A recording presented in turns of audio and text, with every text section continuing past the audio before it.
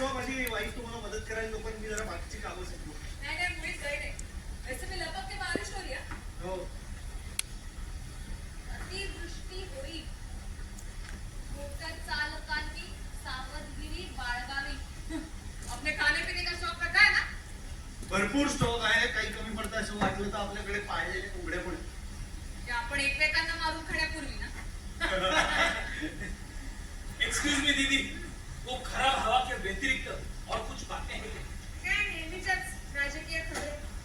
अरे हा, अरे भयंकर खून. अरे! खून! मला खून हा प्रकार भयंकर आवडतो. करायला संधीची वाट बघतो. हा बोलतो. पोलिसांना वाटते कोणीतरी पागल माणूस असेल. ताराबाई पाटला कुठेतरी बाईला गोळ्या घालून खून केला. नमस्कार प्रेक्षक, सुभेदार गेस्ट हाऊसच्या टीम सोबत आज आपण गप्पा करणार आहोत आणि एकंदरीतच नवीन सस्पेन्स थ्रिलर नाटक रंगभूमीवर येत आहे त्याविषयी उत्सुकता सगळ्या प्रेक्षकांना तर आहेच. तर थोडक्यात जाऊन घेऊया अभिनेते अंगद मस्कर यांच्याकडून. अंगद, हाय, कसा आहेस? नमस्कार, मी मस्त एकदम छान. बऱ्याच दिवसांनी तुला रंगभूमीवर पाहण्याची संधी मिळणार आहे. आम्ही मालिकांमध्ये तुला पाहत असतो. तर हे नाटक तुझ्याकडे संगीता कशी आली आणि तुझ्या एकंदरीत रोलबद्दल, भूमिकेबद्दल थोडंसं सांगशील? सगळ्यात आधी मला विजय केंद्रे सरांबरोबर मी पहिल्यांदा काम करतो, मी त्यांच्या दिग्दर्शनाखाली. आणि बरेच वर्ष प्रयत्न चालू होता की सरांच्या दिग्दर्शनाखाली काम करायची संधी कधी मिळते आपल्याला. आणि तसं बऱ्याच सरांना बोलूनही जात होतं, पण तो यावेळी योग सगळा जुळून आला होता. आणि सरांनी मला विचारलं की असं नाटक आहे आपल्याला करायचं. मी लगेच हो म्हणून टाकलं. मग तेव्हा असं नव्हतं किंवा मी काय कुठलं नाटक आहे, काय भूमिका आहे वगैरे, केवळ सरांवरती विश्वास ठेवून मी नाटकाला हो म्हटलं.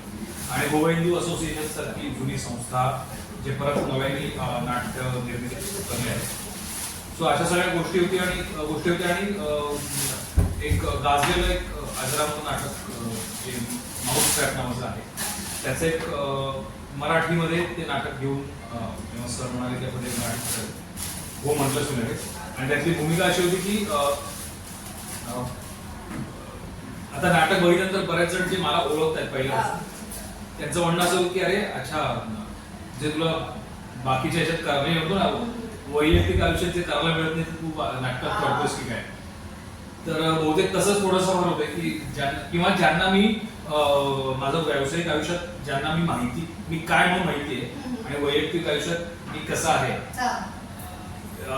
हे माहिती नाही, त्यांना लक्षात येतं की अरे अच्छा, अंगद असंही करतो का. तर त्यात म्हणून मला लक्षात आलं की अरे नाही, हे बघ नेहमीपेक्षा जर आपल्याला एक करण्यात एखादं पात्र मजा आली की त्याची जरा एक रंजकता वाटते.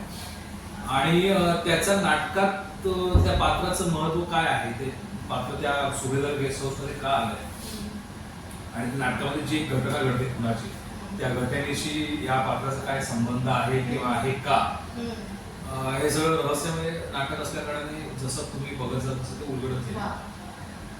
सगळ्यांबरोबर म्हणजे शत्रू आहे, बरोबर आहे. तर या सगळ्यांबरोबर काम करतात.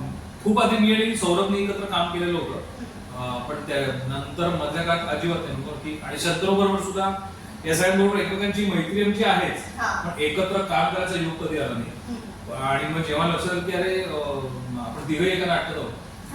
आणि म्हणजे असं नाही की बाबा कुणी कमी जास्त काम केलंय, पण आता नाटकाच्या टीम मध्ये बघितलं तर अनुभवाने किंवा म्हणजे थोडंसं जास्त काम आम्ही केलंय, एवढाच फरक आहे फक्त. पण बऱ्याचदा असं होतं की समवयस्क साधारण सगळ्यांचा आमच्या तिघांचा अनुभव तेव्हाच काही वर्षांचा आहे. सो जनरली असं होतं ना की कोणीतरी वरचढ करायचा प्रयत्न करतो, कोणी एकमेकांना कमी जास्त लेखण्याचा किंवा माझं काम जास्त कसं चांगलं होईल असं जनरली होऊ शकतं. पण योगायोगाने असं अजिबात होत नाही की आम्ही एकमेकांच्या कामाला काम बघत असतो आम्ही एकमेकांचं. आणि काही सूचना कराव्याशा वाटल्या तर आम्ही बिनधास्त एकमेकांना सूचना होतो आणि त्या स्वीकारतो सुद्धा. कारण शेवटी काय असतं, शेवटी त्याचा जो काय फायदा मला असतो की त्या नाटकाचा, सो तिथे मग काही एक स्वतःच काही घेऊ नये असं मला वाटतं. आणि त्यामुळे सगळे आमची म्हणून ते जेव्हा आपण नाटक बघतो तेव्हा तुमचं कलाकारांचं एकमेकांशी वागणं कसं आहे ते तुमच्या परफॉर्मन्स मध्ये दिसत असतं. आणि जेव्हा नाटक जास्त चांगलं दिसतं, कामं जास्त चांगली होतं, तेव्हा लक्षात येतं की नाही कलाकारांचा त्याचं आपापसातला bonding वेळ खूप चांगलं चांगला आहे. आहे. वा, नक्की. आता सध्या रंगभूमीवर बरीच सस्पेन्स थ्रिलरची एक लाट आलेली आहे असं हो, आपण हो. म्हणूया. पण या नाटकाचं वेगळं पण म्हणजे प्रत्येक संहिता एक वेगळं पण घेऊन येते. तर या हा. नाटकाचं वेगळे पण काय? वेगळे पण असं आहे की थोडक्यात एक गेस्ट हाऊस आहे, त्या गेस्ट हाऊस मध्ये काही माणसं जी एकमेकांना ओळखत नाहीये ती तिथे आलेली आहेत आणि त्याचवेळी तिथनं जवळ असलेल्या जे कोल्हापूर सारखं एक मोठे एक शहर आहे, हा. तिथे एक खुनाची घटना घडते आणि त्या खुनाच्या घटनेचा आणि गेस्ट हाऊसचा काही संबंध आहे का, आणि हे जे जे काही हे घटना घडते ही खुनापासूनची, ती फक्त 2 दिवसाची अच्छा. तो कालखंड आहे. बापरे. सो 2 दिवसाच्या कालखंडात त्या गेस्ट हाऊस मध्ये काय घडतंय, त्या खुनाचा या जागेशी काय संबंध आहे, हा. किंवा इथे आलेल्या माणसांशी त्याचा काही संबंध आहे का, हे रहस्य त्या नाटकात उलगडत जातं. आणि बऱ्याचदा असं होतं की आपण सुद्धा एखादं नाटक किंवा एखादा सिनेमा बघत असताना असं रहस्यमय नाटक कलाकृती बघत असताना आपण त्याच्यात गुंतत जातो आणि आपण त्याचा छडा लावायचा प्रयत्न करायला लागतो.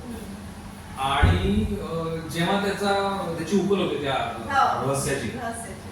तेव्हा आपण बरोबर आहोत का, आपला जो पाठलाग चालू जातो तो आपल्याला एक सवय लागते ते हा. हे बघताना.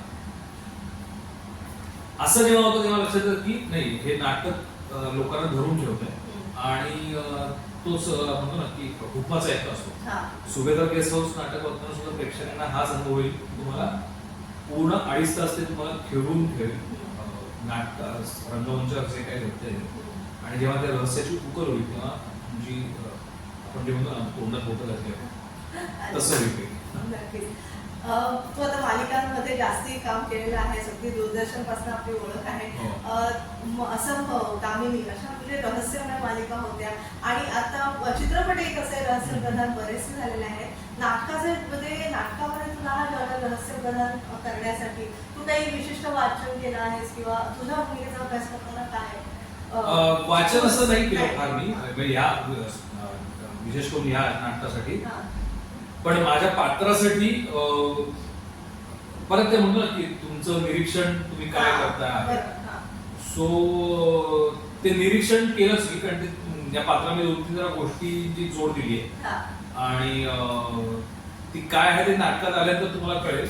आणि ती अगदी रोजच्या गोष्टींमधली ती आहे की बऱ्याचदा असं असतं आपल्याला की एखादा माणूस जेव्हा एकटा असतं, त्याला कुठल्या माणसाच्या पाठिंबा नसतो किंवा तेव्हा तो कुठल्या तरी गोष्टीमध्ये ते शोधलं जातं की जसं लहान मुलांचं असतं की त्यांचं एक आवडीचं पांघरूण असतं की बरं. तेच पांघरूण त्यांना हवं असतं, हो, किंवा बाहुला-बाहुली. हो. बाहुला असेल किंवा एखादा नाही हा शर्ट पाहिजे. माझ्यासाठी हा. मला प्रत्येक वेळी बरोबर राहिला तर बरं होईल, अच्छा. किंवा साधा हा गॉगल असेल. तर ती एक सिक्युरिटीची एक भावना असते त्या व्यक्तीसाठी त्या ह्याची. तर असंच काहीच मी त्या नाटकात वापरलं या आणि ते बरोबर तिथे चपखल बसलंय. सो असं करायला जेव्हा मिळतं किंवा मग तेव्हा कलाकारांना आपलं डोकं चाललेलं असतं. खूप खूप शुभेच्छा आणि नाटक पाहायची उत्सुकता तर आहे. Yes. प्रेक्षकांना आपण आवाहन करूया नक्कीच. हो नक्कीच. आमचं सुभेदार गेस्ट हाऊस विजय केंद्रे दिग्दर्शित आणि शिरीष देखणे लिखित मूळ गाजलेलं नाटक माऊस ट्रॅप आगार त्रेसी यांच्या या नाटकावरती आधारित आहे.